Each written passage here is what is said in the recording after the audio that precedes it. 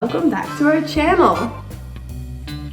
We're back today with a Depop tips video. We're all stuck in home, stuck inside at home right now. So it's a great time to start your own Depop and go through your closet and get rid of a bunch of things and make some money with it too. A lot of us have lost our part-time jobs at the moment, so it's a good way to make a little extra cash on the side. Or supplemental cash. When we were first starting off, we watched a bunch of these kinds of videos to kind of give us an idea. So we tried to see what we've learned ourselves through growing our Depop and then share with you guys what helped us the most, what got us getting more followers, making more sales. So we have 10 main tips and tricks. And hopefully this will inspire you guys to get started and to start your own shop. And make sure to check out our Depop down below and check out the other videos we've posted. Our first tip is to take photos in natural lighting. This video right now, here's the sun, we're like slightly out of it, but having natural lighting really brings out the true colors of your pictures, which is really important when you're selling, because you don't want your buyer to buy something thinking it is one color and they get it and it's a different color. Natural lighting also just looks nicer. It looks more professional, it's more flattering. There's natural lighting like what we're using right now, and then what a lot of people will do is just use the light inside of their houses instead. So like if we were to turn on this light, it would look a lot worse than what we have going on right now with the daylight. So like even if this daylight is like later in the day, it's still gonna look better than us using a yellowy room light. Or like a pale light, like a fluorescent LED light. Those don't look good when you're filming or when you're taking pictures for your Depop. Yeah, so it just makes the quality of the photos look better. It makes it look more professional. And it saves you money. A lot of people think you need to buy a ring light or some sort of like camera that has a built-in light or something, but like we're literally using our window right now in our kitchen. Our phones. Really don't need anything special to get started. You just have to get started and get that good lighting. So pick a sunny day. We found that on rainy days it's not the best, but you're still better off using a window. We try to get all of our pictures taken when it actually is a really nice sunny day out, like when the lighting is perfect and it like you look glowy and the items look as highest quality as they can. And we take as many pictures as we can on one day and then we'll post spreading it out. That takes us to our second point, which is making sure that you don't post all of your items all at once. Making sure that you spread out your photos is really important. You want to be posting regularly in order to gain a following. So if you were to post just 10 pictures one day and then you're not posting for 3 weeks, people are going to lose interest. So they'll have looked at those items, but they don't have any reason to follow you because you're not producing regular content for them or giving them something to see. It's really like having an Instagram or something where you want to be putting things out regularly in order to have people who are seeking out your photos. So just making sure you spread that out. So if you were to take all your photos on one day, say you took 10 pictures, post 2 every day and then take more. Also, it's good to spread it out because if someone is trying to follow your content, subscribe, follow you, whatever, Instagram or Depop or YouTube, if you're not posting regularly, you're not going to be bringing in more subscribers that content reaches. The next one is making sure that the background of your pictures is either plain, uncluttered, or like purposeful. So you want to actually curate your pictures to go with the look that you want for your website or for your Depop specifically. So if you want your Depop to all have like a colorful background, you're either going to want to have it consistent or switch things up but mix them together to make sure it has an even look to it. That will bring more followers and it will also make your account look a lot more professional. If you're first starting out, just using a plain white background is the most ideal. So you could just find a white wall in your house and take pictures in front of that. Or what we really like to do is go in front of our garage because our garage front is white. Kind of the perfect setup because the light hits it really well. makes it really bright, and then having all of the items posted on your feed with white behind it is just going to bring a lot more attention to the item itself. And people will right away see it, see the color, and gravitate towards it more. So our next tip is it's really, really essential to take pictures wearing it. You don't have to have your face in it if you don't feel comfortable with that. It's totally fine. But just showing how the item falls or how it fits on a person is just so important so people can see realistically what it looks like. And then, you know, making sure you explain like the size of the item and the size you typically wear and how that in relation fits on your body.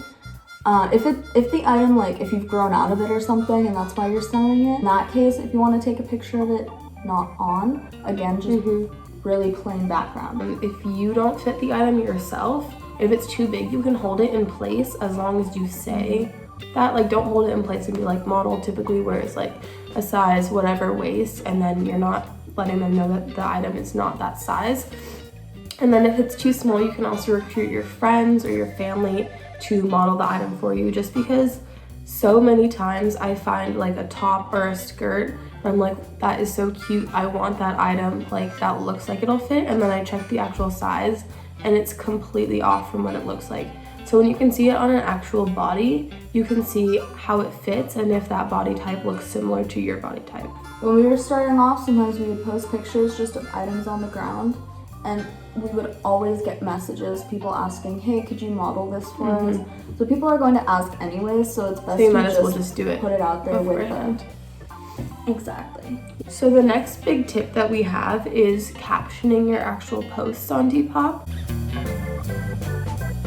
For your items, you want to make sure that it is a detailed description that has either measurements, size, examples of how to style it. That's the big thing that we do, is we'll be like, oh, like this would be perfect paired with platform shoes or with like some baggy jeans. Like that would be a very cute look.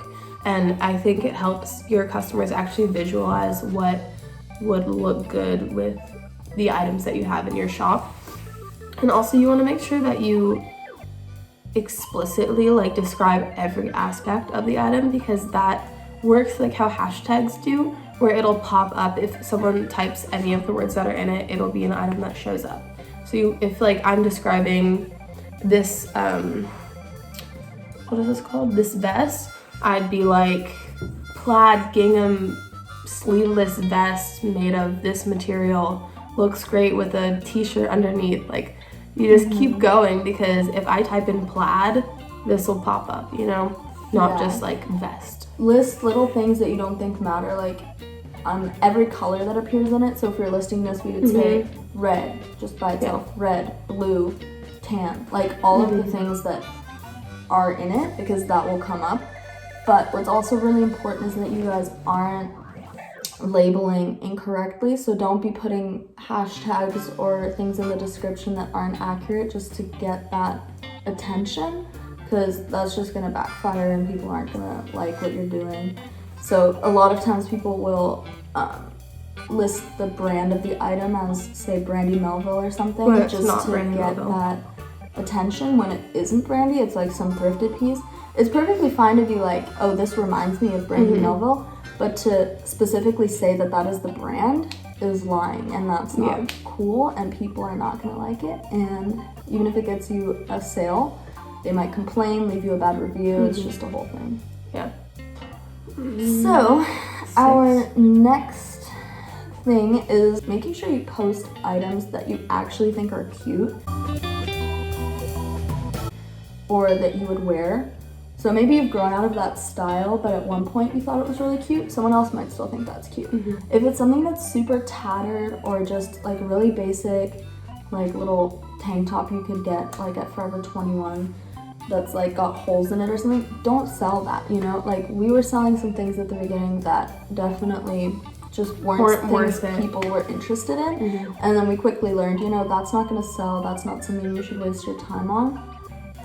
Because your time is valuable with this, so you don't want to be taking pictures of things that no one's going to buy and that just sit on your shop forever. Yeah. Because that's also going to look bad overall if you have a bunch of ugly things like sitting on your shop that no one's been buying.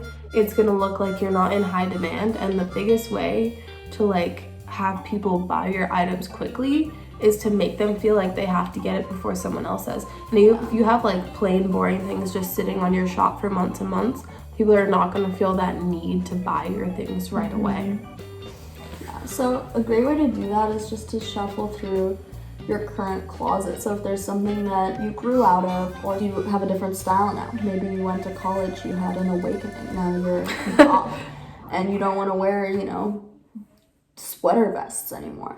That's fine. You're foreshadowing. Someone else is. So, you know, so if it's things that are still cool and people are wearing it, it's nice quality, or it's a cool brand, you know, you'd be surprised. People do want things, but it's just, you don't want the quality to be really crappy, and you don't want it to be so basic that someone could get it for $1 somewhere else, you know? Also, like, it doesn't necessarily have to be from your closet.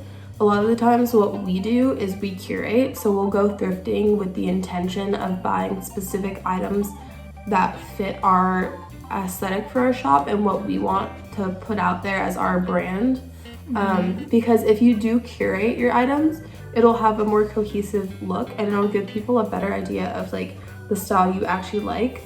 And when we don't like go thrifting and when we put in our stuff from our own wardrobe, it's not stuff that we don't like anymore. The only reason we're getting rid of it is because we've gotten our use out of it. Like, we've overworn it, we just don't wear it enough, and like we know someone else would benefit from it, or just enjoy it more than we do. If you're looking specifically to resell rather than just getting rid of your old things, then you definitely want to find kind of a niche or like a certain category of things that you're selling. So maybe that is just vintage clothes, maybe you're looking for like specifically a very 90s look or Y2K or whatever it is, and have your shop kind of cater to that specifically, so that you're following, so the people will want to, like, they'll look for that kind of style, they'll find your shop, they'll want to follow it because they know you're continuously going to be posting the kinds of things they're looking for, rather than being like all over the place and posting like children's clothes and then like men's shoes or something.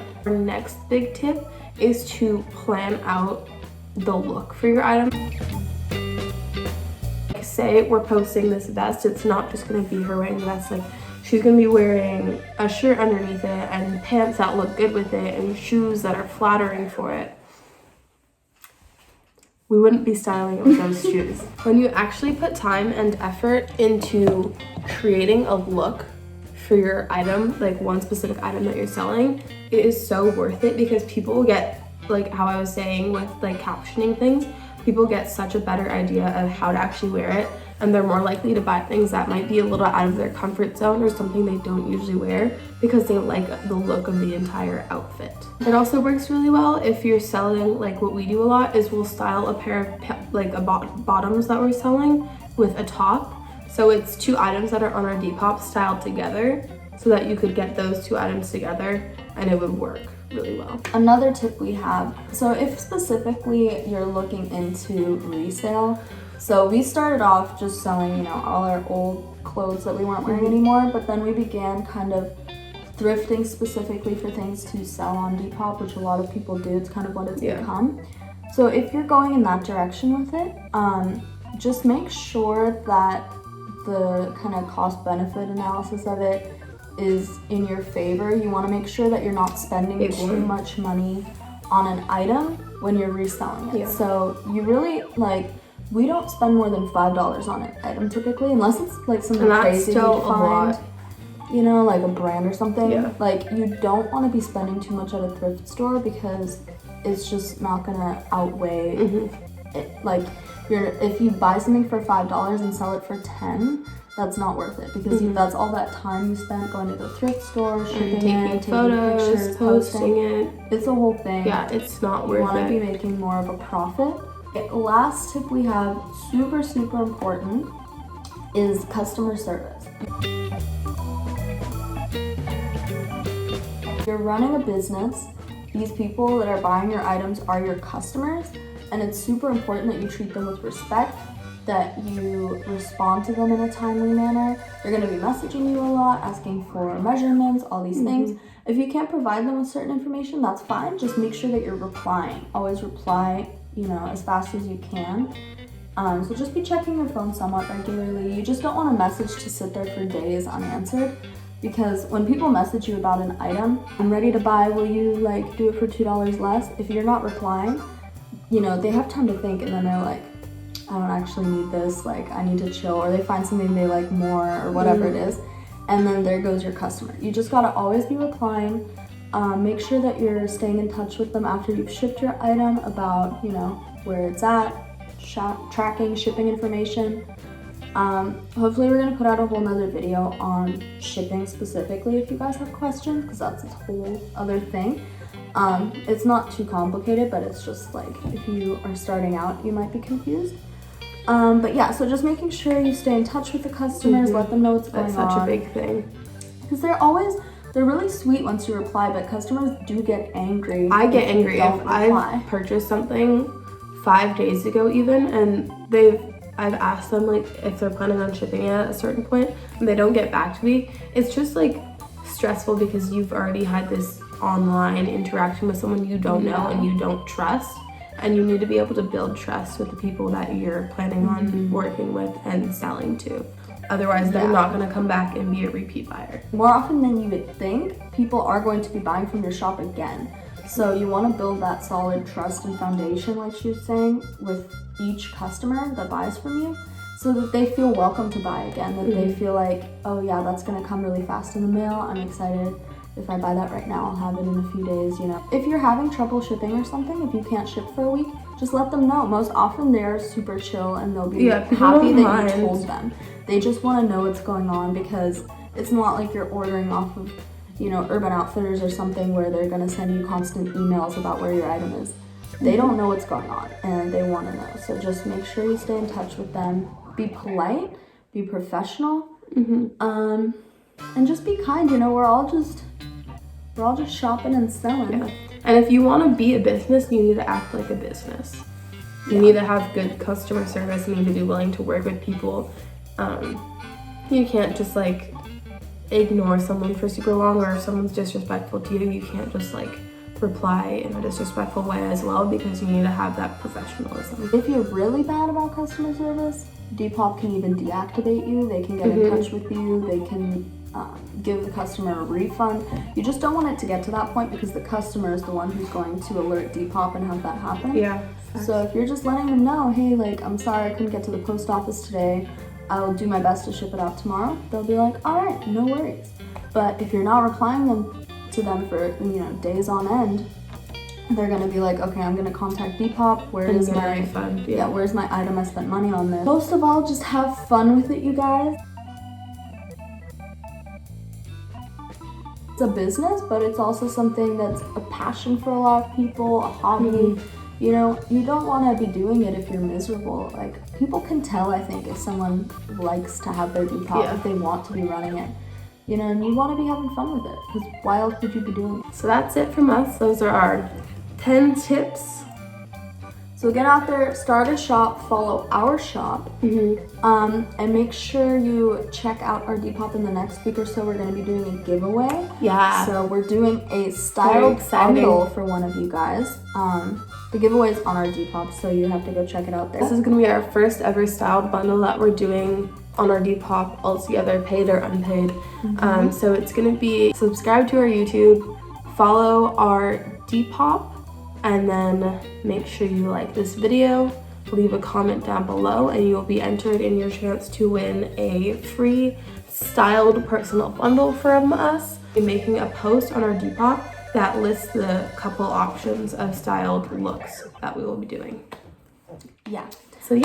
So thank you guys so much for watching. Let us know if you have any other questions specifically about Depop, if there's any other videos you want to see about getting started, and make sure you check out our other videos too. Yeah. Comment down below, like and subscribe. We'll see you next time.